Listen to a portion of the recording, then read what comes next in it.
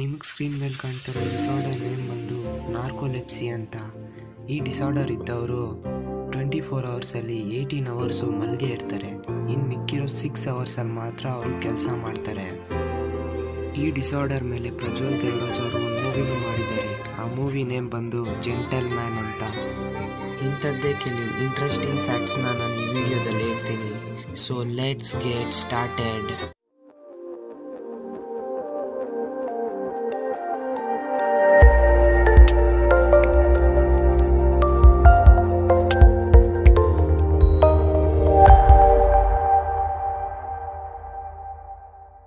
Fact number 9.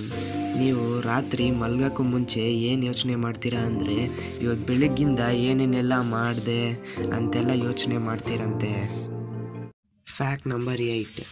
ಈ ಪ್ರಪಂಚದಲ್ಲಿ Moon ಇಲ್ಲದೆ ಹೋಗಿದ್ದಿದ್ರೆ ಏನಾಗ್ತಾ ಇತ್ತು ಅಂತ ಯೋಚನೆ ಮಾಡಿದ್ದೀರಾ? ನಾನು ನಿಮಗೆ ಎಕ್ಸ್ಪ್ಲೈನ್ ಮಾಡ್ತೀನಿ.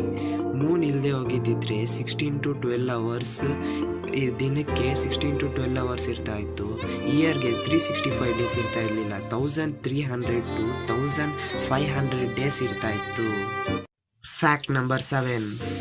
ವರ್ಲ್ಡ್ಸ್ ಫಸ್ಟ್ ಕ್ಯಾಮ್ರಾ ಮಾಡಿದ್ದು 1894 ಆ ಕ್ಯಾಮೆರಾಯಿಂದ ಒಂದು ಫೋಟೋ ತೆಗೆಯೋದಕ್ಕೆ 7 hours 56 minutes ಬೇಕಾಗುತ್ತೆ. Fact number 6. ನಿಮಗೆ ಸ್ಕ್ರೀನ್ ಮೇಲೆ ಕಾಣ್ತಾ ಇರೋ ಈ ವ್ಯಕ್ತಿ ಹೆಸರು ಮಾರ್ಕ್ ಜುಕರ್ಬರ್ಗ್ ಅಂತ. ಇವರು ಫೇಸ್ ಮ್ಯಾಶ್ ಅನ್ನೋ ಆ್ಯಪ್ನ ಕ್ರಿಯೇಟ್ ಮಾಡಿದ್ರು. ಆಮೇಲೆ ಆ ಆ್ಯಪ್ನ ಹೆಸರು ಫೇಸ್ಬುಕ್ ಅಂತ ಚೇಂಜ್ ಮಾಡಿದ್ರು.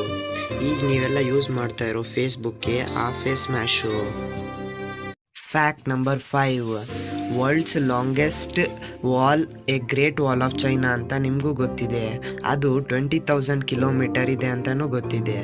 ಆದರೆ ಅದು ಚೈನಾದಲ್ಲಿದೆ. ಇಂಡಿಯಾದಲ್ಲಿ ಅಂಥದ್ದೇ ಇನ್ನೊಂದು a great wall of second world's longest wall ಇದೆ. ಅದು ಇಂಡಿಯಾದಲ್ಲಿರೋ ರಾಜಸ್ಥಾನಲ್ಲಿದೆ. ಅದನ್ನು ಕಟ್ಟಿರೋದು ಕುಂಗಡ್ ರಣಕುಂಭ ಎಂಬ ಹಳೆ ರಾಜ. Fact number 4. ಪ್ರಪಂಚದಲ್ಲಿ ಹ್ಯೂಮನ್ ವೆಯ್ಟ್ ಎಷ್ಟಿದೆಯೋ ಅಷ್ಟೇ ವೆಯ್ಟು ಆ್ಯಂಟ್ಸ್ದಿದೆಯಂತೆ. Fact number 3. ನಾರ್ತ್ ಕೊರಿಯಾದಲ್ಲಿ ಮತ್ತು ಕ್ಯೂಬಾ ಕಂಟ್ರಿಯಲ್ಲಿ, ಈ 2 ಕಂಟ್ರೀಸಲ್ಲಿ ಕೋಕೋಕೋಲಾನ ಬೈ ಅಥವಾ ಸೆಲ್ ಮಾಡೋಕ್ಕಾಗಲ್ಲ. ಯಾಕಂದರೆ ಕೋಕೋಕೋಲಾನ ಆ 2 ಕಂಟ್ರೀಸಲ್ಲಿ ಬ್ಯಾನ್ ಮಾಡಿದ್ದಾರೆ. Fact number 2. ವರ್ಲ್ಡ್ಸ್ ಡೇಂಜರೆಸ್ಟ್ ಗೇಮ್ ಯಾವುದು ಅಂತ ಕೇಳಿದ್ರೆ ಹಾಕಿ ಅಂತ ಹೇಳ್ಬೋದು. ಯಾಕೆ ಅಂತ ಕೇಳಲ್ವಾ? ಯಾಕಂದರೆ 1925 ಇಬ್ಬರು 1000 meters ಮೇಲೆ ಹೋಗ್ತಾ ಇರೋ ಫ್ಲೈಟ್ ಮೇಲೆ ಹಾಕಿ ಆಡಿದ್ದಾರೆ. ಅದು ಅವರು ಹುಡುಗರಲ್ಲ, ಹುಡುಗಿರು. ಒಂದು ಹುಡುಗಿ ಹೆಸರು ಬಂದು ಇರಾನು, ಇನ್ನೊಂದು ಹುಡುಗಿ ಹೆಸರು ಬಂದು ಗ್ಲಾಡಿಸ್ ರಾಯ್. Fact number 1. ಎಲ್ಲರೂ ನಿಮ್ಮ ಜೀವನದಲ್ಲಿ ಒಂದು ಸತಿ ಆದರೂ ಸಭ್ಯ ಗೇಮ್ ಆಡೇ ಇಡ್ತೀರಾ. ಈ ಗೇಮ್ನ ಹೇಗೆ ಕ್ರಿಯೇಟ್ ಮಾಡಿದ್ರು ಅಂತ ನಾನು ಹೇಳ್ತೀನಿ.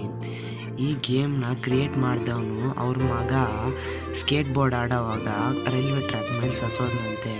ಅದನ್ನು ನೋಡಿ ಈ ಗೇಮ್ನ ಕ್ರಿಯೇಟ್ ಮಾಡಿದ್ದಾರೆ. ಯಾರ್ಯಾರು ಈ ಗೇಮ್ನ ಆಡಿದ್ದೀರಾ ಅಂತ ಕಾಮೆಂಟ್ ಬಾಕ್ಸಲ್ಲಿ ಒಂದು ಸತಿ ಕಾಮೆಂಟ್ ಮಾಡಿಬಿಡಿ. ಎಲ್ಲರಿಗೂ ಕನ್ನಡ ದೋಸ್ತ್ ಸೈನಿಂಗ್ ಆಫ್. ಟಾಟಾ, ಬಾಯ್ ಬಾಯ್.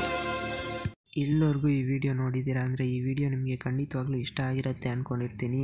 ಇಷ್ಟ ಆದರೆ ಲೈಕ್ ಮಾಡಿ, ಯಾವ ಫ್ಯಾಕ್ಟ್ ಇಷ್ಟ ಆಯಿತು ಅಂತ ಕಮೆಂಟ್ ಮಾಡಿ, ಈ ನಾಲೆಜ್ನ ಫ್ರೆಂಡ್ಸ್ ಆ್ಯಂಡ್ ಫ್ಯಾಮಿಲಿ ಜೊತೆ ಶೇರ್ ಮಾಡಿ. ಹಾಗೆ ಚಾನಲ್ನ ಸಬ್ಸ್ಕ್ರೈಬ್ ಮಾಡಿ.